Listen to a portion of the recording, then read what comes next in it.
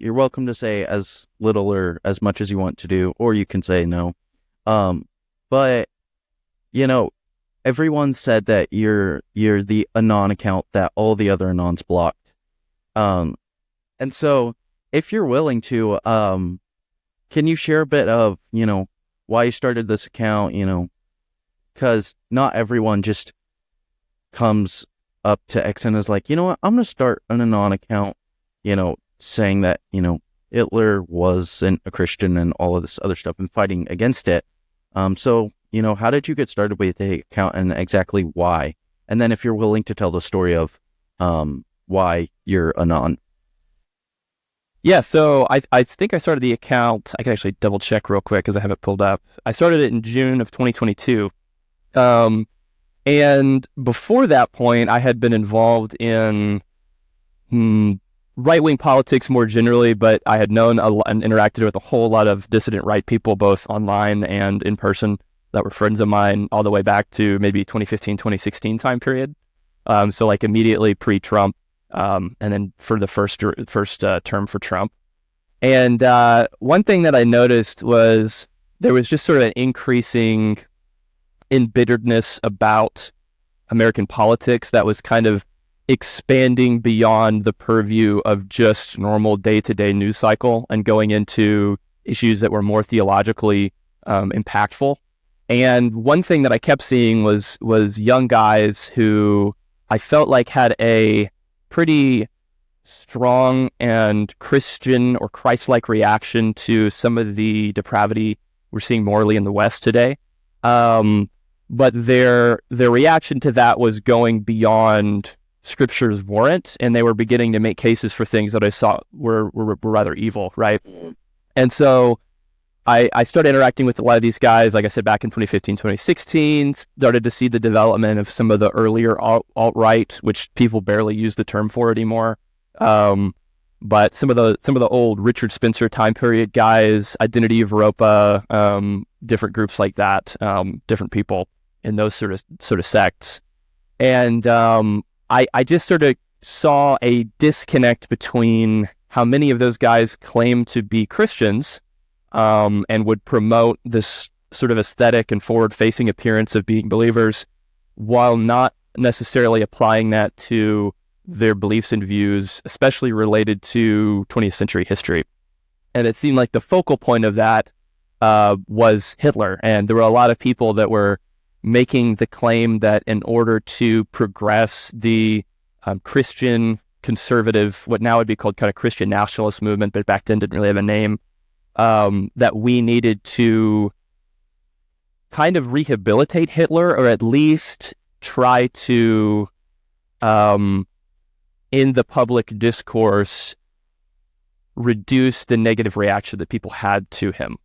And that was pretty, it wasn't exactly shocking to me at the time when I first kind of encountered these things, because I could see how it logically flowed to that point. But it was just really saddening to me because I found that a lot of those guys were not applying biblical principles that they were claiming throughout their politics. And they were a lot more driven by disdain for the left and being, they were much more reactionary than they were driven by sort of like a righteous understanding of what the state ought to be.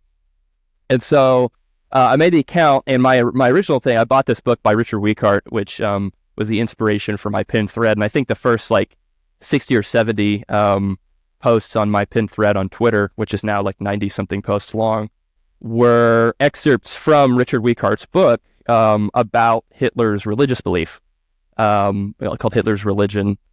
And so I went through that book really in a super detailed fashion. I sent some emails to him. I was able to find sources for some of the original documents that he had cited, from stuff like Goebbels' diary and Rosenberg's diary, as well as some various things from Table Talks and Krista Schroeder and all these other people. And so I found the original quotations that he cited and compiled them all in a really long thread.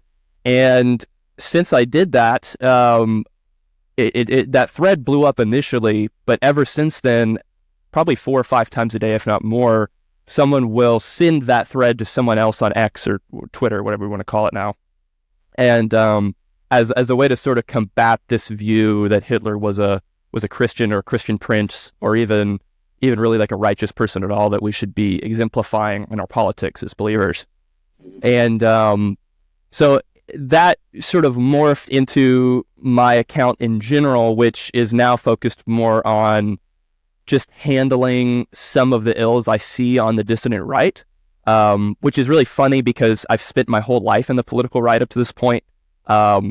If you look at the political landscape in the U.S. today, I would be considered very far right by any sort of reasonable estimation.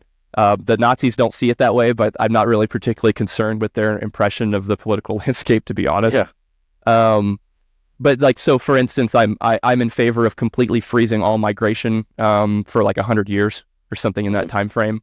I'd also be in favor of some laws that may resemble some kind of form of theonomy in terms of explicit recognition of Christianity within the government, as well as laws against things like adultery, and then some biblically based punishment criteria for things like that. And so I've kind of found myself in a gap where I was aligning with a lot of people that were saying things about how the state should be explicitly Christian, but there was a subsect of those people that I had already interacted with, and I could understand their mindset from all the way back in like 2015, 2016, that were starting to creep in and begin to go full Hitler, as we would call it, right, in the lingo. And so I'm trying to push back on some of that, because one of the reasons I think the left has lost cultural power is they did not curtail their crazies. I don't think they curtailed the real insane woke people on their side. And whether or not we like the term woke right or not on our side, we do have some crazies, and I don't think it's beneficial to a Christian conservative movement, or even a Christian nationalist movement, to tolerate people that are comfortable sort of playing outside of that, and then saying things and advocating for things that are unrighteous. So I just felt convicted about that. It caused me to create the account, and since then it's spiraled into a lot of different areas. And I get a lot of messages from pastors from all sorts of different denominations on Twitter or X rather, asking me about how to handle this one young guy in their church that said at a Bible study that Hitler was actually a great man who fought for Western civilization and or I guess fought for his people, they would say, right? And so I sort of feel like I foresaw some of the wave of the impetus in the cultural right that we're seeing today. And I was already prepared to counter some of it because of my previous experiences, whereas a lot of people in the church weren't. And so I felt like in that way, God has given me a place in that. So sorry if that's a long answer. No, that's perfect. So if you're comfortable sharing it, you've mentioned before that you were doxxed by Antifa and then doxxed by some people on the right. Is that why you're on? And if you're willing to share some of that story? Yeah. So I guess it actually, funnily enough, I think it was back in mid 2022, right before I actually created this account. I was doxxed by Antifa in my local area. I live in Texas.